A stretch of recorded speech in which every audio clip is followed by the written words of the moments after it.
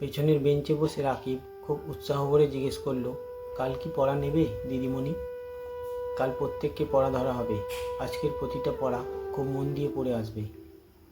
দিদিমণি উঠে যেতেই হুড়মুড়িয়ে সবাই কোচিং সেন্টার ফাঁকা রেখে বেরিয়ে গেল। কিরে, তুই আজও এখানে? অঙ্গনার প্রশ্নের কোনো উত্তর আজাদের কাছে ছিল না। এদিক ওদিক তাকিয়ে সে বলল, হ্যাঁ, আব্বুর অফিসে ফোন করেছিলাম। ওরা বললেন 12টার পর আসতে, তাই এখানে চলে এলাম। এতটা দূর থেকে শুধু আসা যাওয়ার কোনো মানে হয়? আজ তো সব বাচ্চারাই এসেছিল। আজকের মতো ওদের অঙ্ক ক্লাসটা আমি করিয়ে দিয়েছি, তুই পরে দেখে নিস। এই অঙ্কটা আজাদ বেশ ভালোই বোঝে, তাই তো একটু ফাঁক পেলেই ছুটে ছুটে আসে অদ্ভুত এক টানে।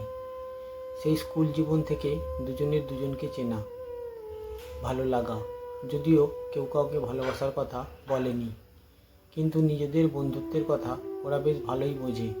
তাই কলেজ শেষ হতেই গ্রামের কিছু অসহায় শিশুদের কথা মাথায় রেখে দুজনে গড়ে তোলে মুক্তাঙ্গন কোচিং সেন্টার। না রে, আমি চলি, ফেরার সময় আবার কিছু ফুল নিয়ে যেতে হবে। হঠাৎ ফুল? আজ কোন দিন মনে নেই তোর? আজ আজ আজ 14ই ফেব্রুয়ারি। আমার মনে আছে, 2019-এর পর থেকে এই মাসটা এলেই মায়ের দিকে তাকানো যায় না। এখন তো দাদাও বাড়িতে নেই। না রে, আমি আসি এবার। চল, তোকে বাসে উঠিয়ে আমি ব্যাংকে বেরিয়ে যাব। বেশ, চল। পাওয়া আর না পাওয়া এই দুই অনুভূতি সঙ্গে করে একে অপরের হাত ধরে দুজনে হাঁটা দিল বাস স্ট্যান্ডের উদ্দেশ্যে।